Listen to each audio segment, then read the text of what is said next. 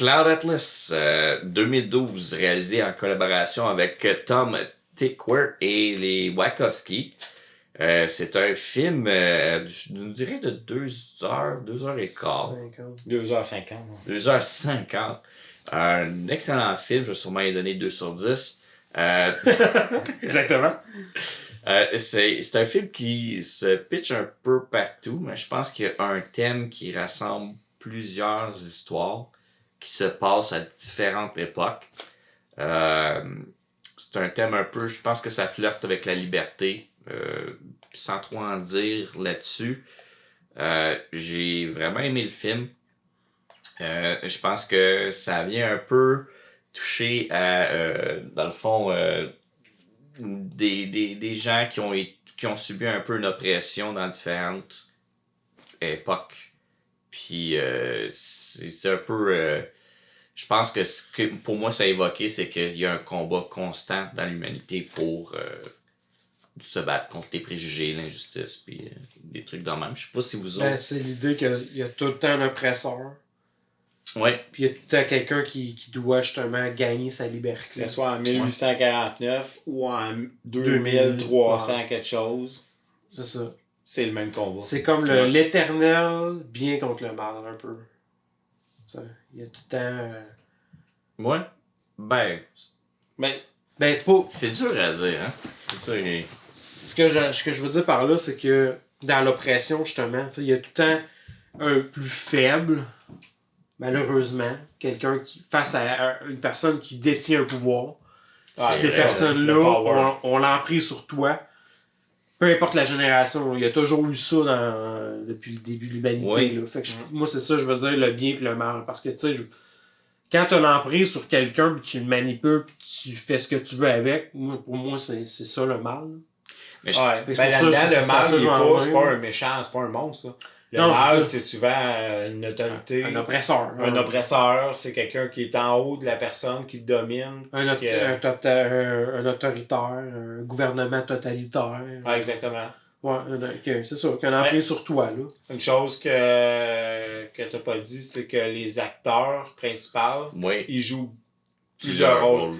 Les 6 acteurs principaux de chacune des histoires jouent un minimum de 6 personnages. 6 rôles.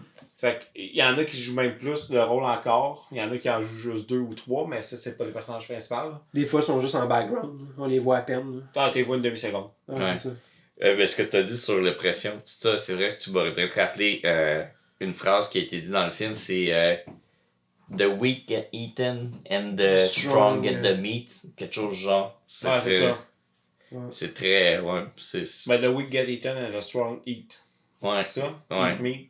Eat meat. Ouais, quelque chose genre. On est vraiment bon pour se rappeler des choses, mais c'est quelque chose dans le genre.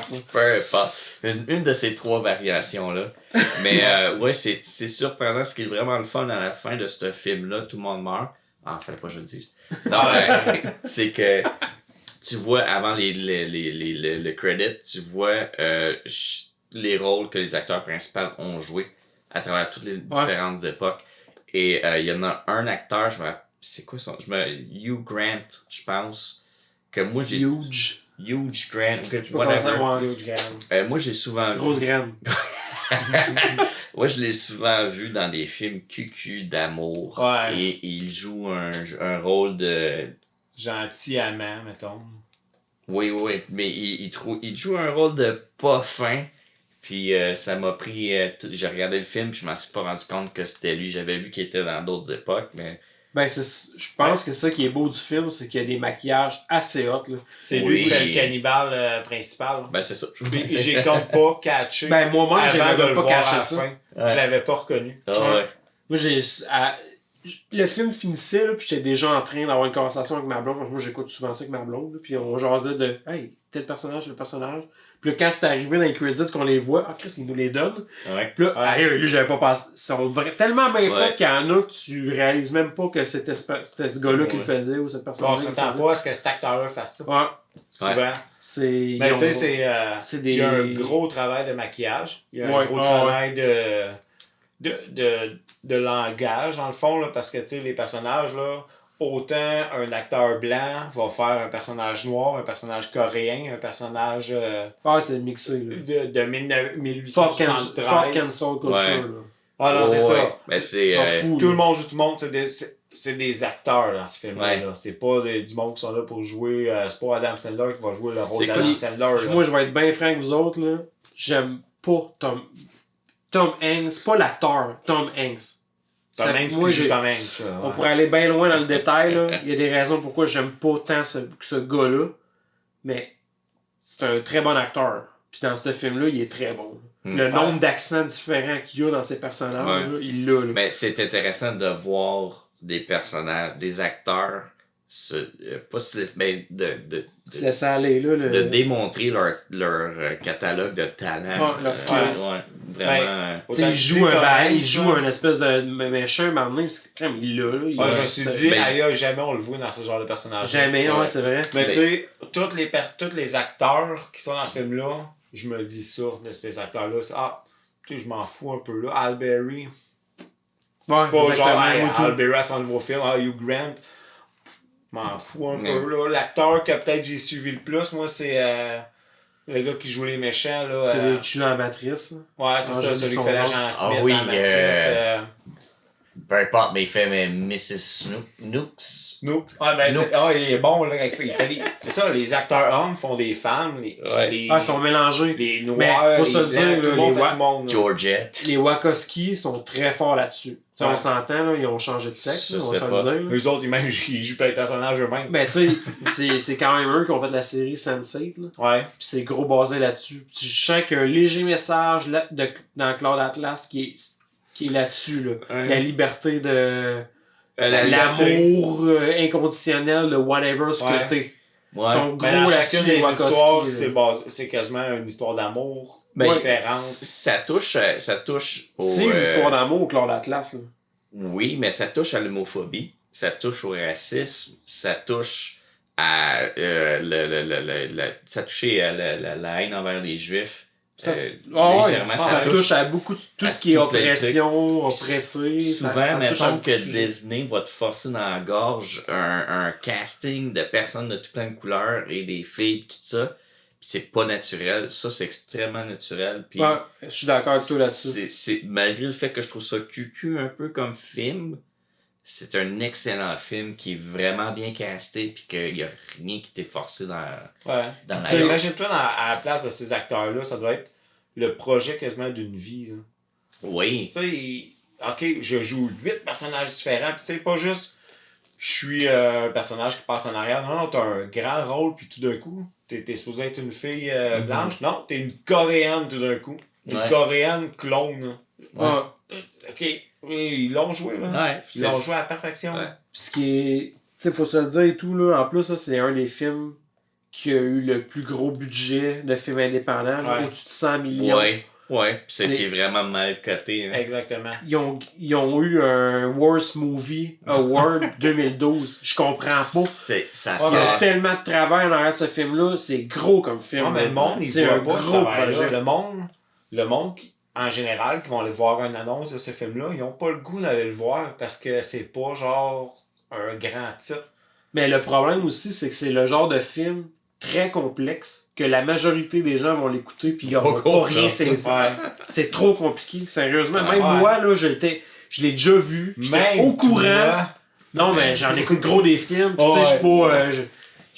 J'écoute plein d'affaires différentes. Je l'ai déjà vu. Je suis déjà au courant qu'il est complexe. C'est basé sur un film complexe qui est nommé dans un top 10 des films les moins adaptables. C'est un livre. Les livres les moins adaptables en film qui a réussi. C'est tout le mélange est là pour un film que les gens comprendront pas.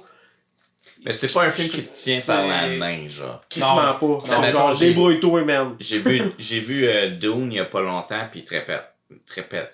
Il simplifie l'histoire pas mal, puis il te répète. Il y a des films dans le même, tu le ressens qu'on dirait qu'ils prennent des épées. Ouais, c'est vraiment genre. Ce film-là, ils prennent pas voir une épée. Bonjour tout le monde. Bonne chance, man.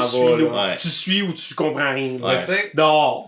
C'est comme bonjour tout le monde, je suis Yoann des coups fourreurs. Voici David, ouais. Puis on se parle, David des coups fourreurs. Moi, c'est Yoann des coups fourreurs.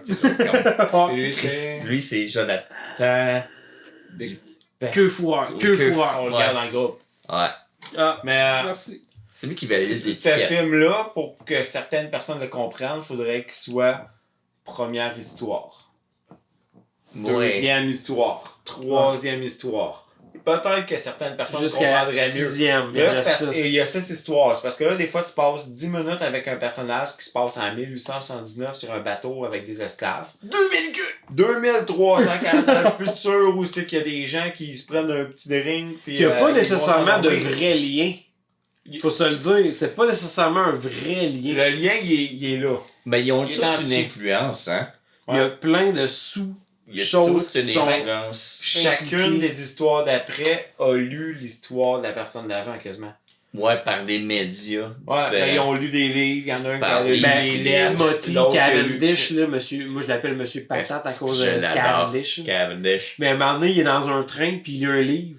Ouais. Mais ce livre-là a été écrit par le jeune dans l'autre génération où Ali Berry. Ben, la fille du futur, elle a écrit un film sur l'histoire de Monsieur Le kid, à un moment donné, il dit hey, ça serait une bonne histoire d'intrigue. Ben, c'est lui qui a écrit le livre dans l'autre histoire que lui, Timothy, lit dans le train. Ben, l'auteur a lu le livre du gars dans le bateau.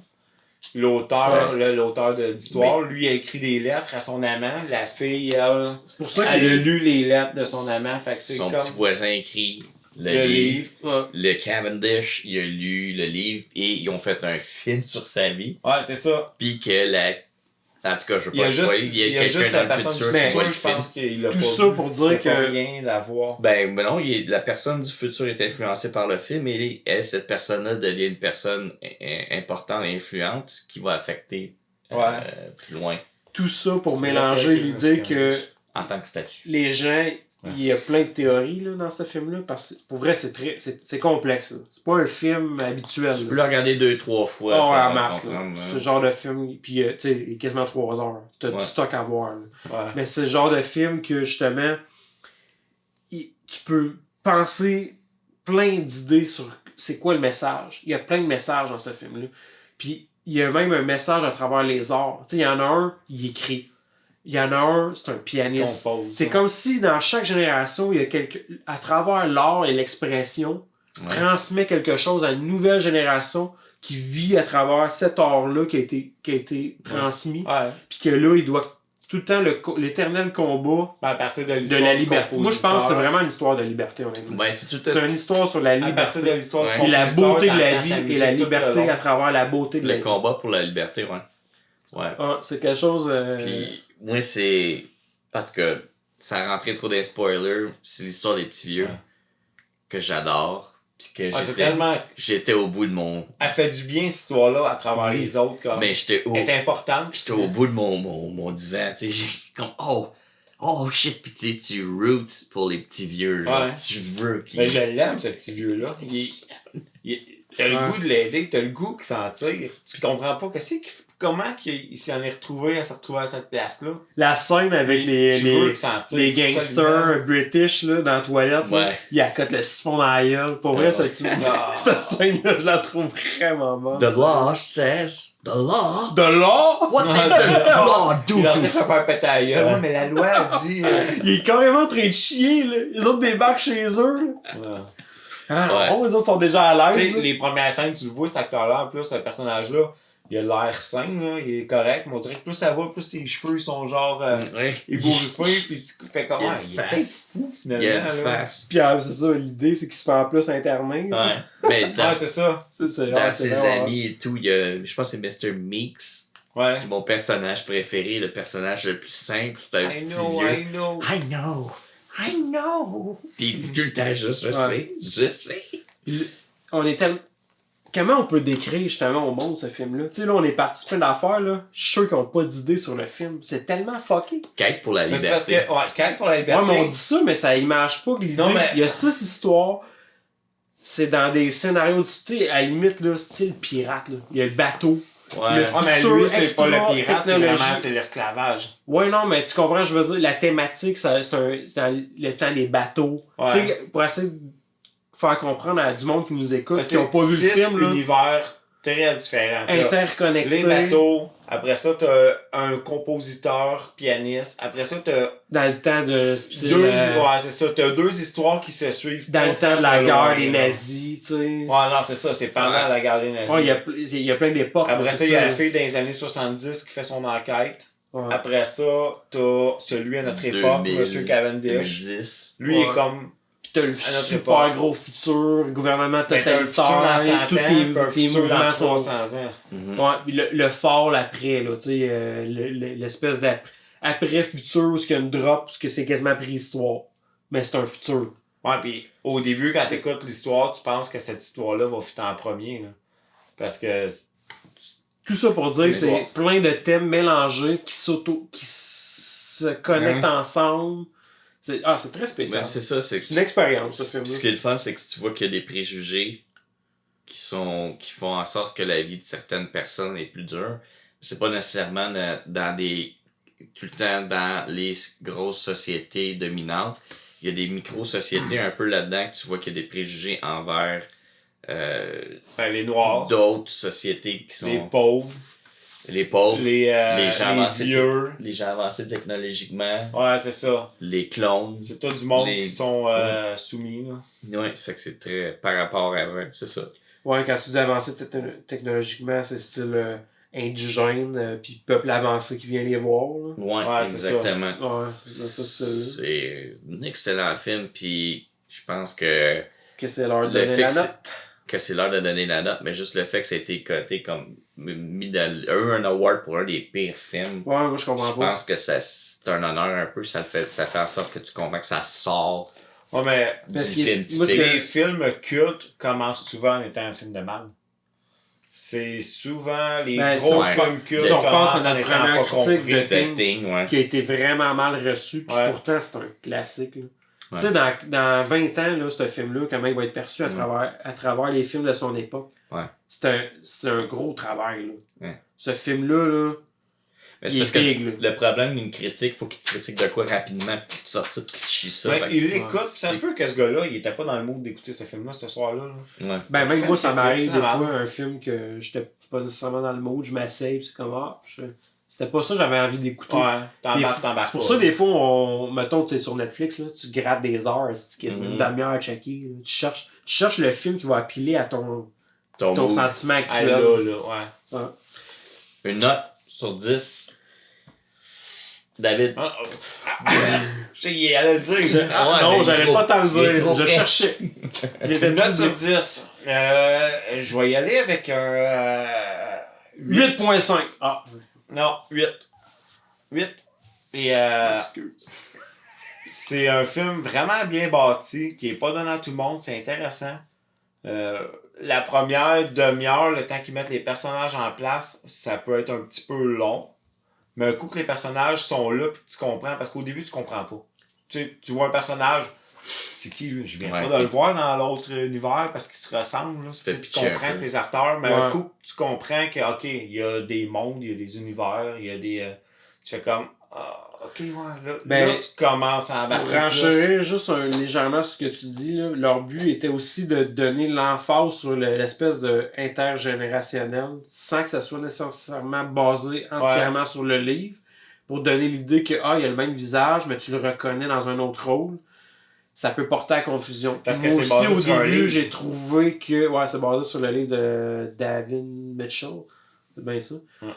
J'ai trouvé qu'au début, ça change rapidement de timeline au point que tu t'attaches à personne. T'as de la misère à t'ancrer dans le film.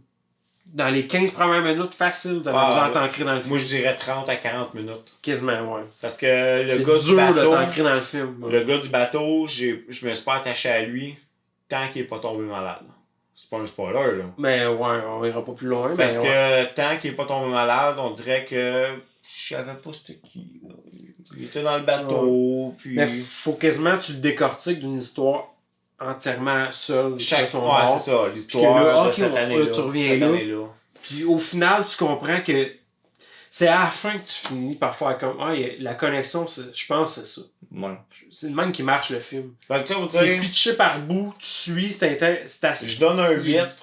Et une partie que j'ai moins aimée, moi, c'est... parce que les personnages ils jouent des rôles de Coréens. Je trippe pas tant sur les prothèses masculines dans ce film-là. Les Coréens ils ont l'air de des Klingons de Star Trek. Et les femmes sont belles. Les femmes, ils ont l'air de des vraies Coréennes. Mais beau. tu vois, moi, j'ai pas vu le Les film de même. hommes, J'ai pas l'impression que c'était des Coréens. Moi, j'ai l'impression que c'était une race. Un mix. Un pure blood différent carrément des Coréens. Moi, je savais que c'était coréen parce que c'était à Séoul. Mais si c'était pas ça, j'aurais juste pensé que c'était une race différente. Mais je pense pas que c'était des Coréens. Mais les femmes sont visuellement correctes. Ils ressemblent à des Coréennes. À des Coréennes. Les hommes, on dirait qu'ils sont boursouflés. Ils ont des drôles de yeux. Mais tu sais, en même temps, c'est des acteurs français, des acteurs blancs. C'est des acteurs hommes qui jouent des femmes. C'est des acteurs femmes qui jouent des hommes blancs. Des Coréens. Fait ils ont des prothèses. Je comprends ce que tu veux dire. J'ai l'impression que c'est une question de perspective. Parce que moi, j'avais l'impression que c'était pas des Coréens. Moi, dans ma tête, c'était un pure blood. C'était une nouvelle. Ils sont dans le futur.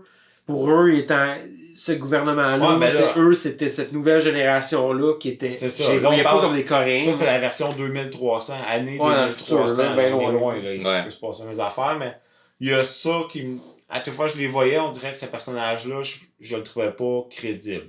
Ouais. Mais c'est pas mal un des seuls points faibles que j'aurais à dire. Mais sinon, l'histoire est bonne. La première demi-heure, un coup que tu comprends, là, tu te laisses guider facilement. Pas tant facilement, mais tu te laisses guider. C'est assez dynamique pour que tu sois intéressé à suivre. Quand tu passes à l'histoire, il n'y a pas du blablabla. Ok, une autre histoire, blablabla. C'est intéressant. Tu arrives dans une histoire, tu comprends 2-3 affaires. Tu arrives dans l'autre histoire, 2-3 affaires. Pis toi? Moi, je dirais qu'un 8.5. 8.5. Puis encore là, j'aurais quasiment le goût d'y donner.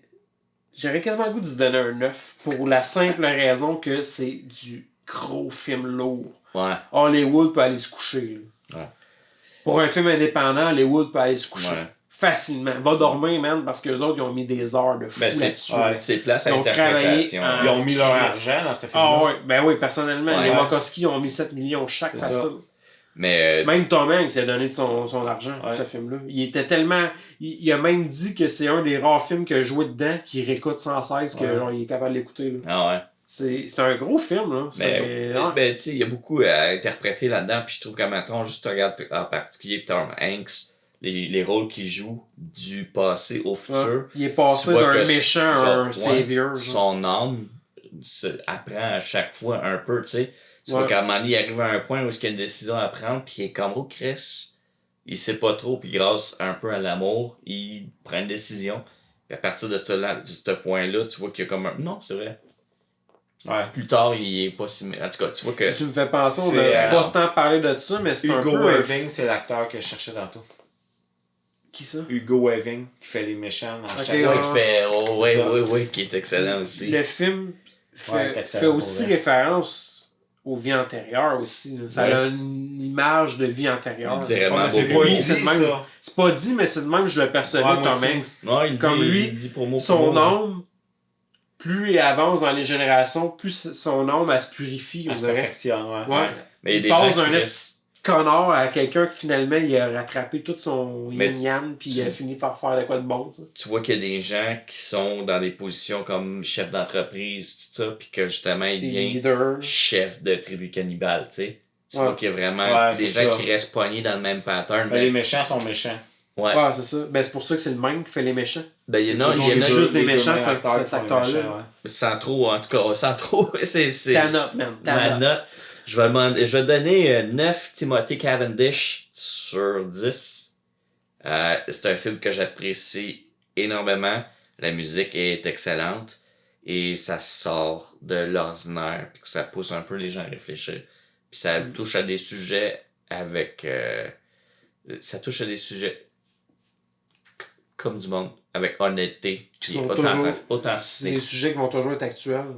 Ouais. Qu'est-ce qui est le plus actuel que l'amour, la liberté? L'esclavage.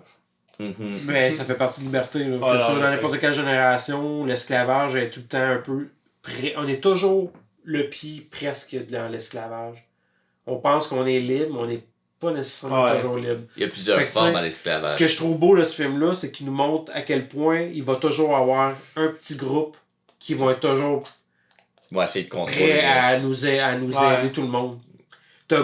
Des fois, c'est pas tout le monde qui va être là au combat, mais dans ce film-là, c'est ça qu'on voit, la petite goutte dans l'océan. Il y a toujours quelqu'un qui va être éveillé à ce qu'on garde notre liberté. Peu importe ce qui va arriver. Il est beau ce film-là, sérieux. C'est un beau film. Je recommande beaucoup. Je vois que mon œuf. Investissez 3 heures, là, puis écoutez-le pas tous les années. Écoutez-le une fois. Écoutez-le tous les années. Écoutez-les. C'est ça. Écoutez-les. Fait qu'on écoute un autre? Ouais, un autre. Ouais.